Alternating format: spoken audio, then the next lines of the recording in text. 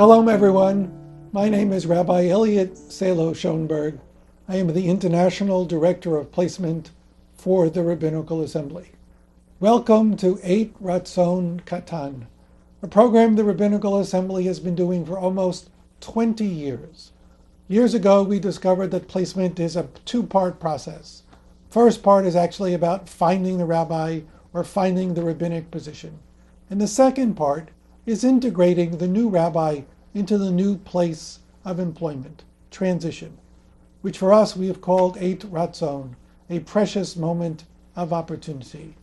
We are now going to show you a series of videos about various aspects of transition to help integrate the new rabbi into the place of employment. First, I'd like to start with the whole idea of protection of the rabbi. The first thing that the rabbi needs to be able to do is take care of himself, to take care of herself. The rabbi needs to have space, time, opportunity to meditate, to do yoga, to do self-care. However the rabbi defines their self-care, and rabbis know what it is that they need to do. And whatever you have been doing now during this time of transition, do more of it, twice as much, quadruple it. In the long run, however, we have found that rabbis, when they take care of themselves, do well. These are moments where the rabbi needs to be concerned about the family. And more than the spouse, the rabbi needs to be concerned about the children. The rabbi integrates well, but the children do not integrate well. The rabbi will be distracted and will not be able to give the kind of attention to his or her job that needs to be done. So to summarize this point, the first step in transition is self-care. The rabbi needs to take care of him or herself, and then the rabbi needs to be concerned about the family. And if you're a lay person looking at this video, you need to figure out ways to run interference for the rabbi. How are you going to take care of the rabbi? How are you going to protect the rabbi? One of the most important things that has come to appear throughout the generations, actually, that in transition, first impressions count. It's kind of a cliche, but there's lots of research literature that documents first impressions count. So we need to be mindful of them. What are we going to be thinking about doing first that our people see? It will have symbolic value. First impressions are hard to overcome. They're hard to counteract. So think about it and be mindful about it. What do we want our people to remember years from now? Mindfully select the first activity, the first sermon, the first program, the first place you visit. Think about it carefully. This is an opportunity for the rabbi to consult with the lay leadership, so together they may choose wisely. One very practical step the rabbi can take in terms of transitioning into a new place of employment is to ask the lay leadership for lists. First list of the leaders of the community, both those that are visible, but more importantly, those that are hidden, those that are invisible. Who are the leaders who used to be active? Who are the past presidents? Who are the snowbirds? Think about how the lay people think about who you should be in touch with, and then take those people out to lunch. Ask the lay leadership for a list of 20 people who you should have coffee with, that you should go out to lunch with. Another set of lists of birthdays, list of people in the past year or so who were ill, list of yortzites, list of special events that have happened. Have this so that you can contemplate it and you can go over it and think about who to be in touch with. And a third list is a list of customs. Ask the lay leadership, how do you do things around here?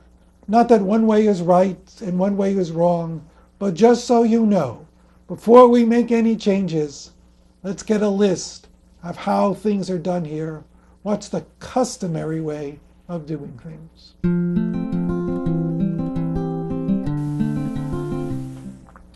Another element that's helpful in transition is to learn the history.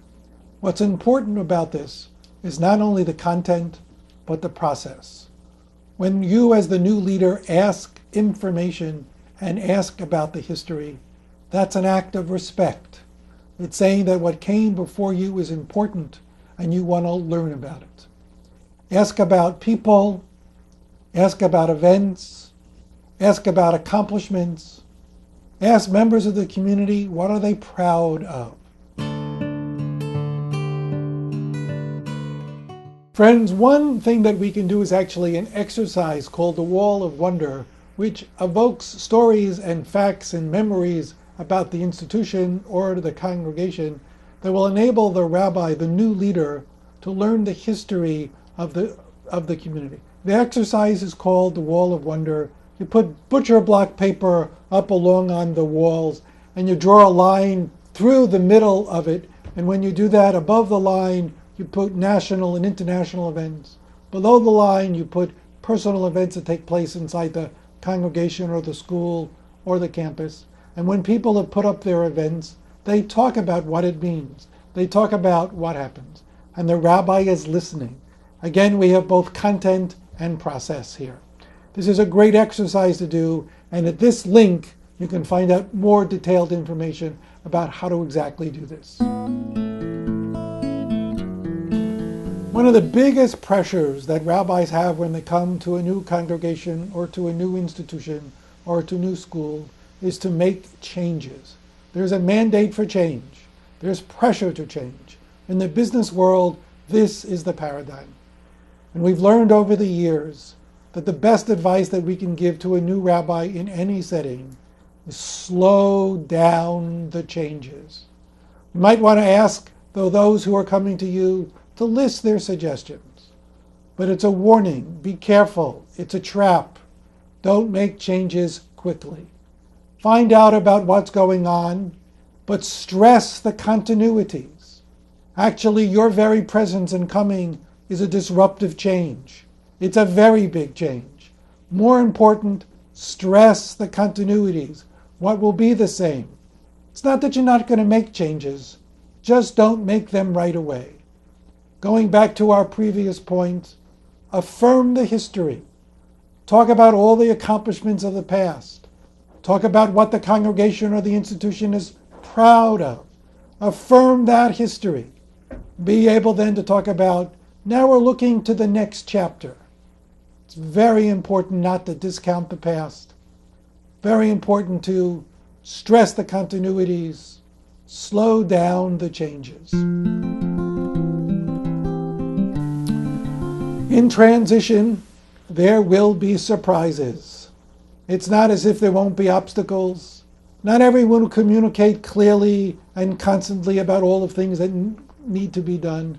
There will be surprises. Don't be too distressed about it, but note them carefully and then look for patterns.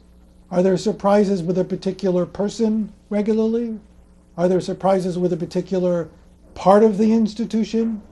Note them down, and after a while try to look and see if you see the patterns. Surprises are not bad.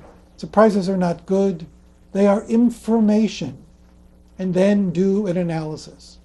Do you need to have a conversation about expectations and clarification? Do it based on surprises. Surprises are not good. Surprises are not bad. They're information. Use them wisely. What about a conflict? What about a fight? What about some kind of disagreement with the lay leadership? Again, it's to be expected. It's not going to be a surprise. It is, more than anything else, information. What is this first fight about? Is there a pattern? What do we learn from it? Look at it yourself, look at it carefully. What did you do to bring it on? And then talk with your lay leadership about it. It's information. Conflict is never to be avoided. Conflict is information. Conflict is to be managed. Now that you've had this disruption, How are you going to manage it? Manage it well, manage it wisely, because that's what's important for down the line. That's important for how you develop relationships going into the future.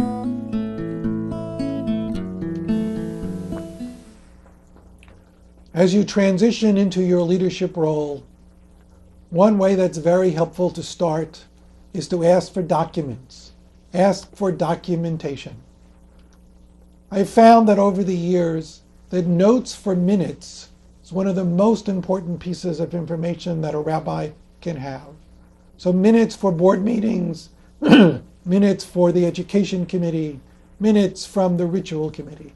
And what's important about the minutes is not just the decisions that were made, but what were the topics that were discussed? What was the argument about? And even though no decision was made or no change came about, this is what's on people's minds. Minutes are an incredible resource of information. Ask for bulletins, ask for newspaper articles, ask for blogs, ask for copies of things that were published formally and informally, and then just take some time to read through it to get some sense over the last 2 years what's been going on. As the new rabbi, the head of school, as the associate of a JCC director, one of the things that you're doing is learning about your institution. But your institution also has a context. There's a community out there. There are people who interact with your institution. One of your first acts of introduction should be to take a community tour. Go out and see the other institutions in the community and how they relate to you. One of the tricks that we've learned is take someone from inside your institution who knows the outside community well to do the introduction. So for example, go visit your local political leaders, the mayor, assemblymen, people on the town council, and take someone who's active in politics. If you go to another JCC or another Jewish institution, take someone who's on the board from that institution with you to introduce you to the lay leadership and the professional leadership of that institution. Get out of your box, get out of your own institution, and go visit the community. And it's a great opportunity to say to them, what do you know about us? What impression do you have of us? It's an opportunity to learn a great deal and then take that information and put it in your pocket so now you can think about it and what you can do with it. One of the things that happens to every new leader is that priorities need to be established, priorities need to be reestablished. And when you come into the institution, those priorities are in play. They're up for grabs. Everyone around you has got a priority. It's very important to put them into some order of priorities. I like the Pareto principle established during the 19th century, which we've often translated as the 80-20 rule. The 20% of our priorities produce 80% of our results. So it's important to think about what will be our priorities.